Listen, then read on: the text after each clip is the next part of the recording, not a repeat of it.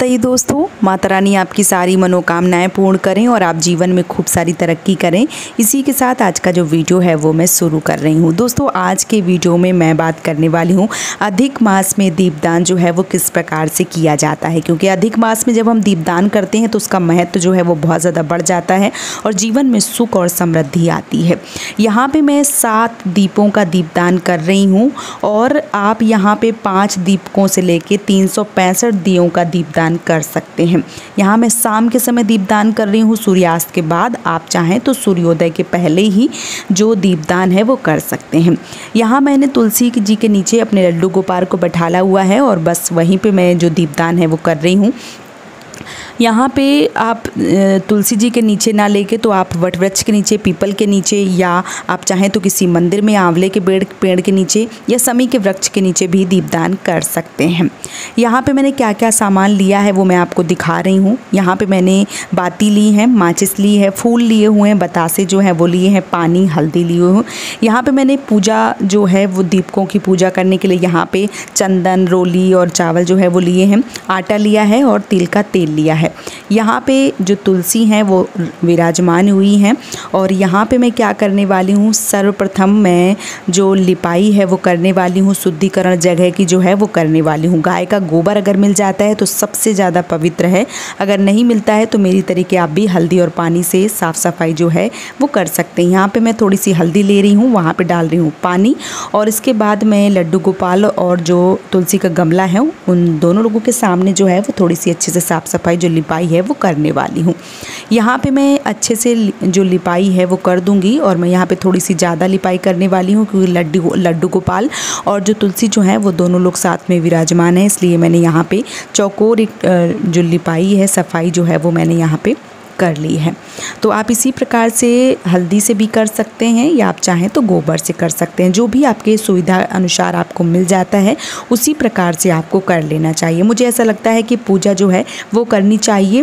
आप किस प्रकार से करते हैं, जो भी आपको मिल जाता है उस प्रकार से आपको कर देना चाहिए। यहाँ पे मैंने हल्दी ली हुई है और हल्दी से मैं यहाँ पे स्वास्तिक जो है वो बनाने वाली हूँ।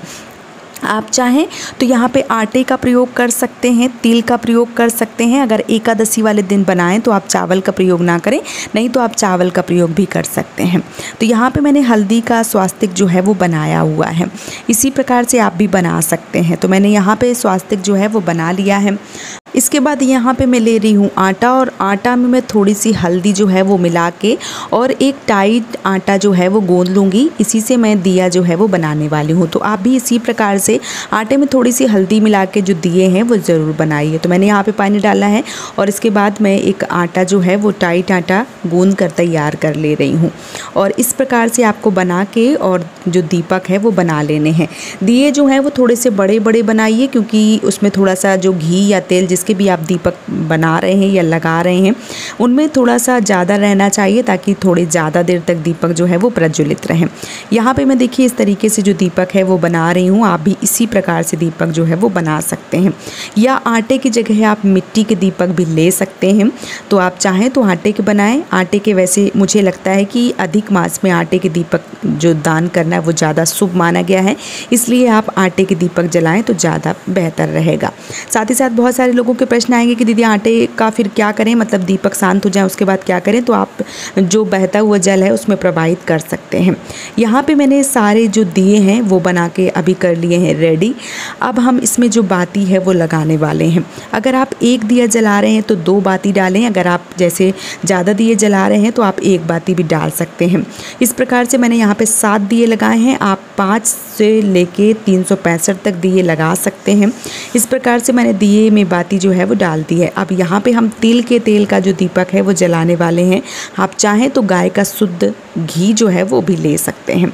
तिल का तेल मिल जाता है तो तिल के तेल के लगा लें, नहीं तो घी के दीपक जो है वो भी लगा सकते हैं। जो मक्खी हैं वो थोड़ा सा ज़्यादा परेशान कर रही हैं तो आप लोग इन सारी चीज़ों को थोड़ा सा इग्नोर कर सकते हैं। यहाँ पे अब मैंने तिल का तेल जो लिया है उसको मैं सारे दीपकों में जो है वो डाल दूँगी। तो मैंने यहाँ पे सारे दिए जो हैं वो तैयार कर लिए हैं।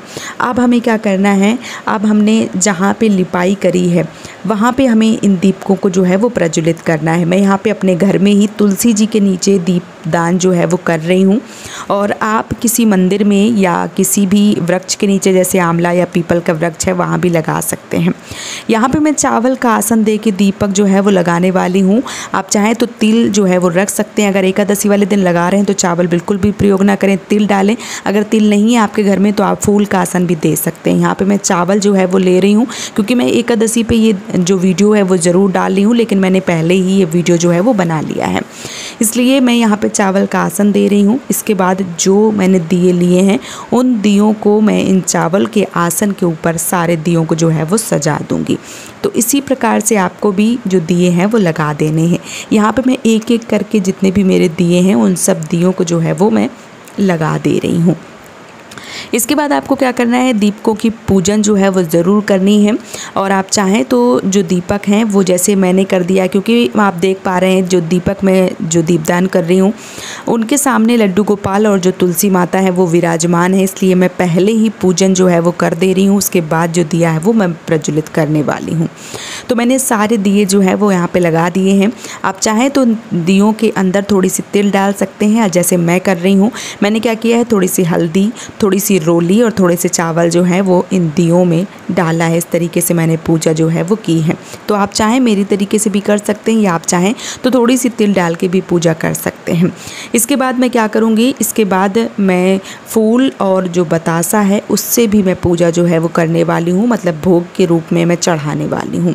तो मुझे ऐसा लगता है कि जिस भी पूजा को करना चाहिए वहाँ पे थोड़ा सा भोग जो है वो ज़रूर लगाना चाहिए।